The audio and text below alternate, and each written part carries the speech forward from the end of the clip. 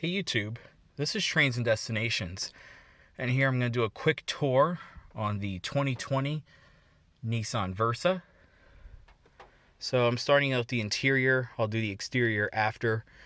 In part because there's really not much to see, and also because it's pretty difficult, especially if I'm parked right now, to get good exterior shots. So I'll do that after I film the interior portion. So here we go. So the Versa is all new for 2020. Now, obviously, now it's 2021. This car is a year old. Backstory, this is a rental car. Just for right now, my dad, unfortunately, he totaled his car a week ago. Luckily, he wasn't hurt, but the car was totaled, so this is his rental for right now. So I figured I might as well go ahead and do a tour on this car before it heads back to the rental car place pretty soon. So as you can see with the interior, it's really not that bad. So, of course, a lot of your materials are hard plastic. However, on the dash, you have this stitched vinyl, which is a nice touch, and obviously this wasn't something you saw in subcompact cars a few years ago. As you can see, this does have an infotainment system. This one is the base one. I'll show that off when I turn on the car. Up above there, you have your rear view mirror, as well as your lights. And then here, of course, there's your driver's side mirror, passenger side mirror, in which you also have these shades that pull out, so that's pretty convenient. That's very convenient to have. And then you have your piano black trim here. Of course, you have your climate control there. Again, your infotainment system. And then a very interesting steering wheel. As you can see, it's a flat bottom wheel, so definitely getting some inspiration from, assuming, the Nissan Z. So that's pretty nice to see, a flat bottom wheel on a subcompact car. It's a pretty attractive wheel. Of course, you got a ton of buttons on it. This controls your driver information screen, which again, I'll show off when I start the car. And then this here is for your cruise control. And then over here on the driver's side panel, you got your window switches here, power locks, as well as power mirrors, chrome door handle. Also got more stitching there on the door. Then down below, you have a bottle holder there, as well as your pocket. Down here in the center console, you have two cup holders, as well as your parking brake. And then the driver's seat does get a fold-down armrest, so that's a nice feature to see. Now, this particular trim is the SV. The Versa is available in 3 trims, like it always has been. The base model, I believe, is called the S, then this is the SV. And then the top-level trim is the SL, and I do believe there's also a slightly sportier version called the SR. So it's the S, SV, SV, and then the SR. I could be wrong, but that's typically how these trims go. So this right here is just your glove compartment, rear view mirror, and then over here, these are your wiper controls. This is your intermittent settings, and then, of course, again, standard wipers there. Headlights are right here. These do have automatic headlights, and then, of course, that's for your high beams. So let's go ahead now and check out the back. And as you can see, when you open the door, you do get a warning there in the screen.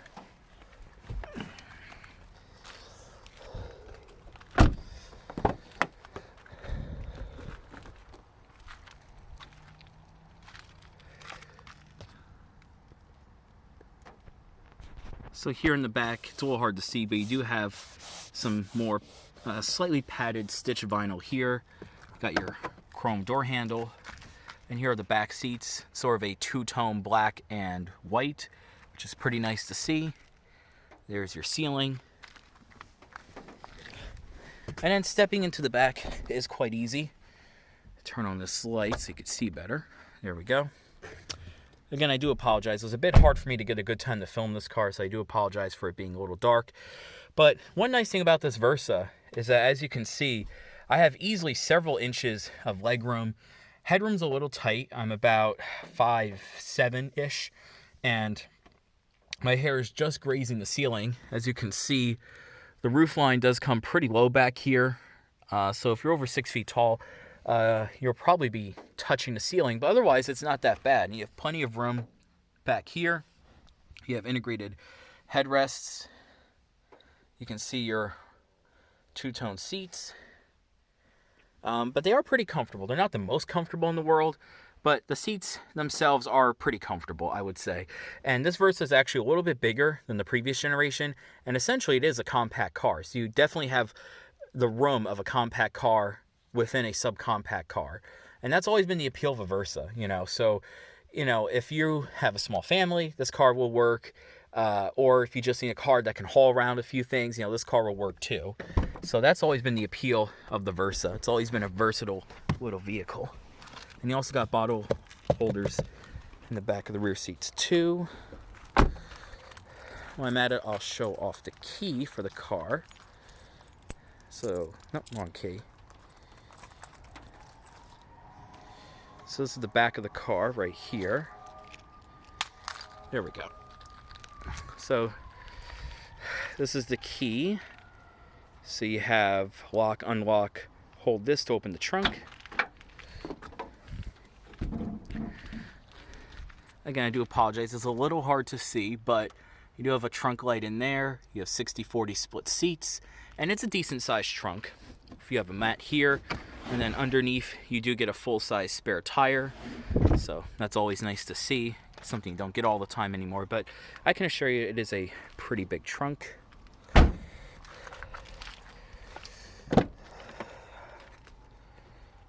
this is the right-hand side of the car. Just pull on that to put down the rear seat, and it's easy as that.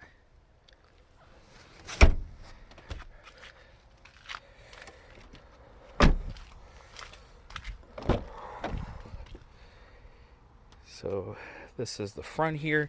You can better see your pocket here at the bottle holder. Again, your stitch padded vinyl. And you can see here the front seats also have that two-tone black and white pattern, so it's pretty nice to see. Another view of the back.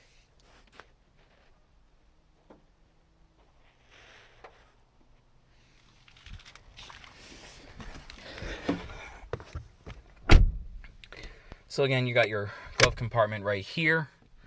And then right behind the rear view mirror, this is actually for all of your driver aids. So this car does have blind spot mirrors as well as forward collision warning.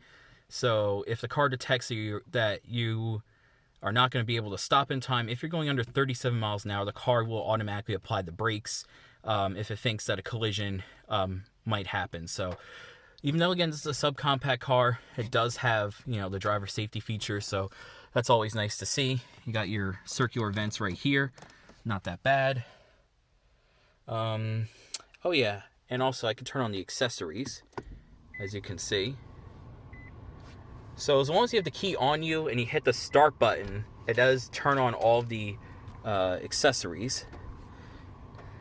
So as you can see, this here is your infotainment system.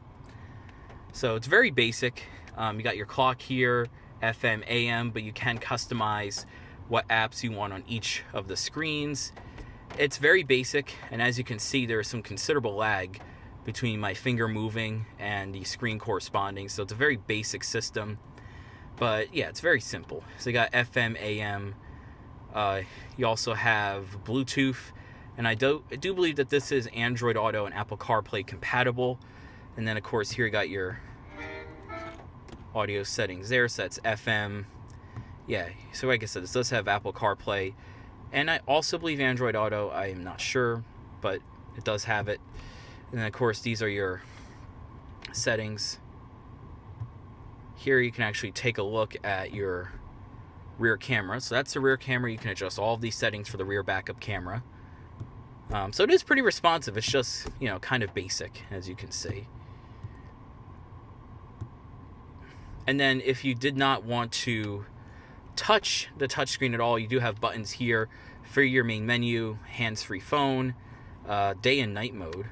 Oh, which dims the screen. So as you can see, when you put it in night mode, it does dim the screen, so that's pretty nice. And then audio, you got your volume control knob, and this will turn on and off the audio.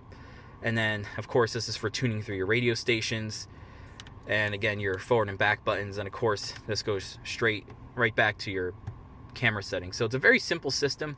I like the fact that you can use it as a touchscreen, or if you don't use the touchscreen, you can use all these buttons. They do basically the same thing.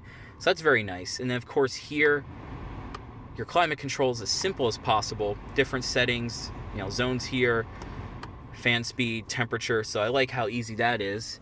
And then underneath there, you do have a USB port as well as an aux jack, so that's not too bad.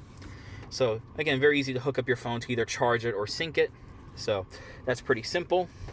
And of course, here's your transmission. This is a CVT transmission. Pretty much every Nissan has one. And then you also have two USB ports back here. So that's very nice. So you can charge, essentially you can charge 3 phones at the same time. So that's always nice to see. And then, like I said, your wiper controls, your tilt telescope steering wheel, and then your driver's seat. So I'm now going to move over to the other side of the car and I'll start it up. Alright, so like with any car, to start it, you just put your foot on the brake and then hit the button. Which once you do that, you get this very cool animation there of the car. There we go. Turn down the brightness of that screen so it looks better. All you do is just turn the knob and that turns down the brightness. So again, very simple. So even though this car does have, all this modern tech in it, pretty much anyone can understand it. So as you can see, you do have a normal speedometer on the right, but on the left you have this LCD screen, which gives you some information such as the time, temperature, a digital speed readout, your fuel, miles to empty, as well as your trip computer. As you can see, 69.1 miles. Nice, right there. It's all controlled with these buttons here. So there's only 4 different screens. So this one tells you your average MPG, which is 32 miles per gallon right now. I guess on average how many miles you drive, as well as how long you drive. Underneath that, again, tells you your driver aids, as you can see. This car also has rear parking sensors. So again, it has that forward collision warning, blind spot monitoring, and then rear parking sensors. And then that just says a thing about the tire pressure. So again, it's all very simple, and it tells you the audio is off. I believe you can also control the audio settings right here on the wheel. And when I put the car into reverse, you can see your backup camera does appear with guidance lines as I turn the wheel. So that's very nice. And I have tried this out. If you do get too close to another vehicle, the parking sensors will beep. So that's a very nice feature to have. But I would say one advantage of this car is that the visibility is very nice, as you can see. Even the C-pillar back there is not that bad, so, not bad at all. The steering wheel is, the steering in this car, it's electric steering. It's very easy to steer, but unfortunately there's almost no road feel. I've driven this car. The steering is very direct, but there's almost no road feel. So this is not a sporty little car. This is not a Honda Fit. I will say the ride is good. It's very quiet. The power is decent. I'll get to the engine in a sec. But this is not a sporty vehicle whatsoever. So if you're looking for a subcompact sporty car, this is not it. But if you need a commuter, it's a basic commuter car that will do highway miles pretty well, or you need a car because you're a small family, you just want something basic that'll work, that has enough room for 2 kids, then yeah, this car will work for that too.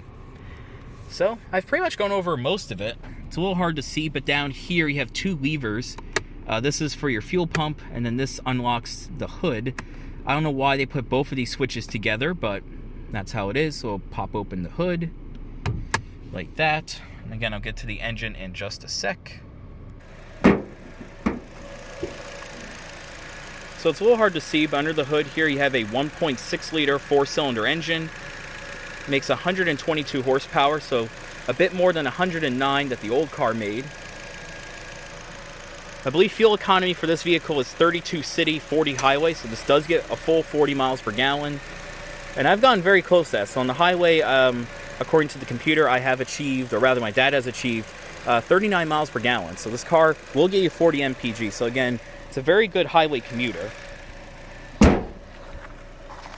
And then now we'll do the exterior clips of the car. So as you can see, it does have halogen headlamps. And from the design, this basically is a baby Altima. In fact, pretty much every Nissan now, from 2020 onward, essentially looks the same.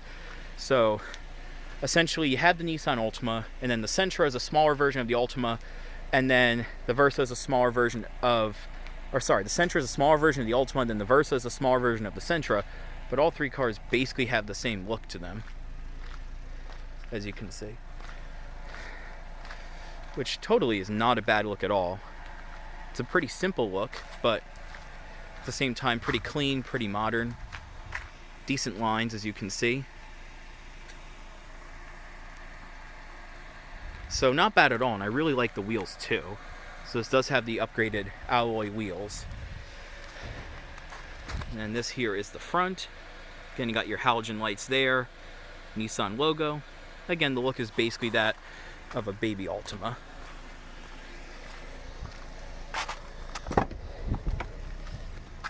And just an overview of the back. Again, plenty of room. And that beep lets you know that the key is outside of the vehicle. Just to let you know. And then if you want to open up the trunk from the inside, your trunk release is right there. And then for the driver's seat controls, you can recline the seat. Seat height is right here. That is only for the driver. And then of course under there is where you adjust the sliding of the seat.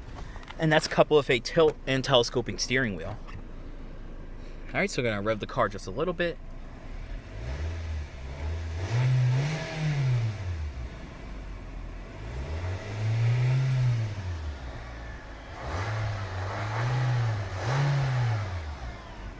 Alright, nice. And both of the front windows are fully automatic up and down. Rear windows are just powered. So I'll just give you another glance of the interior. And as you can see, when you have the lights on, everything's illuminated in orange. If I turn off the lights here, you can better see the orange glow. Very nice. And again, despite having all these screens, it really doesn't look bad at all. It's not distracting whatsoever, as you can see. So the screens are pretty dim now that it's nighttime, but of course, if it's daytime, you can make it brighter. So that's for that screen. A little dial here makes the front screen here brighter. So again, not bad at all. It's a decent car. At worst, it's a little bit boring. I will admit, it's a little boring. It's not sporty, but for just commuter car or small family use, the Versa is perfectly fine. So anyway, thank you for watching my video on the 2020 Versa.